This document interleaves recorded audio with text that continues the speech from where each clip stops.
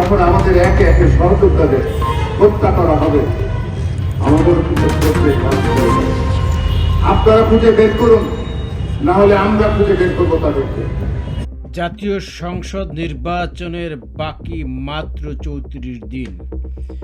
নির্বাচনের আগে ঢাকায় ১ মাসেরও কম সময়ের ব্যবধানে গুলি করে হত্যা করা হয়েছে দুজন জনপ্রিয় নেতাকে। একজন হচ্ছেন ইনকিলাব মঞ্চের মুখপাত্র শরীফ ওসমান হাদী, আর অন্যজন হচ্ছেন ঢাকা মহানগর উত্তর স্বেচ্ছাসেবক দলের সাবেক সাধারণ সম্পাদক আজিজুর রহমান মুসাব্বির। সাম্প্রতিক সময়ের বহুল আলোচিত এই দুটি খুনের মিল হচ্ছে মুহূর্তের মধ্যেই গুলি করে খুনিরা পালিয়ে গেছেন। নির্বাচনের আগে এই টার্গেট খুনের ঘটনা জনমনে আতঙ্ক ছড়িয়েছে। মাত্র ১৫ সেকেন্ডের কিলিং মিশনে খুনিরা মুসাব্বিরকে গুলি করে হত্যা করে পালিয়েছে। এই খুনের ঘটনায় মামলা হয়েছে, তবে গ্রেপ্তার হয়নি কেউই।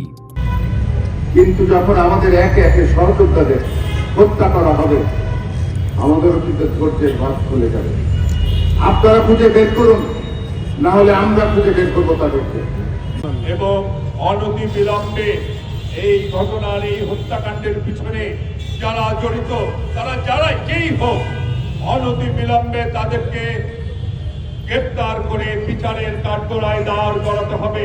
এখন পর্যন্ত ওসমান হাদী হত্যার মূল হত্যাকারীরা গ্রেপ্তার হন নাই, টিপু হত্যাকারীরা এখনো গ্রেপ্তার হন নাই, এবং এখন পর্যন্ত আমরা মুসাব্বিরের যে হত্যাকাণ্ড হয়েছে, যদিও বেশিক্ষণ হয় নাই, এখানে আমাদের বক্তারা ২৪ ঘন্টা লিমিট দিয়েছেন।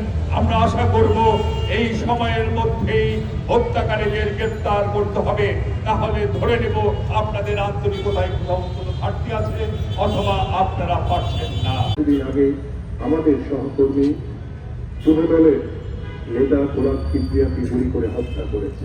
আমরা দেখেছি ইনকিলাব মঞ্চের সাহসী সৈনিক আমাদের ভাই ওসমান হাদীকে গুলি করে হত্যা করেছে।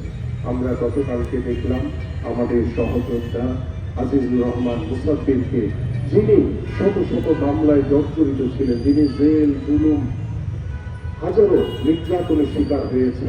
আমরা খুব দৃঢ়ভাবে বলতে চাই, এই অন্তর্বর্তীকালীন সরকার আপনারা আইন শৃঙ্খলা নিয়ন্ত্রণে রাখতে ব্যর্থ হচ্ছে। আমি আপনাদের কাছে আহ্বান করি যে আগামী ২৪ ঘন্টার ভিতরে আমার ভাই সহযোদ্ধা এই মুসাব্বিরের যারা হত্যাকারী, তাদেরকে আইনের আওতায় এনে তাদেরকে গ্রেফতার করে দৃষ্টান্তমূলক শাস্তির ব্যবস্থা আপনারা করবেন। একটাই দাবি থাকবে, সুষ্ঠু তদন্ত হোক, সুষ্ঠু বিচার হোক, অপরাধীরা যেন ফাঁক দিয়ে বের হয়ে না যেতে পারে। ওদের বিচার হোক, ওদের শাস্তি হোক। এরকম ঘটনাগুলো তো ঘটতেই আছে। আজকে আমার সাথে হয়েছে, কালকে অন্য আরেকজনের সাথে হবে, কারো না কারোর সাথে হবে, কারো ফ্যামিলি ছেলেমেয়েরা এতিম হবে। এটা তো আমরা চাই না।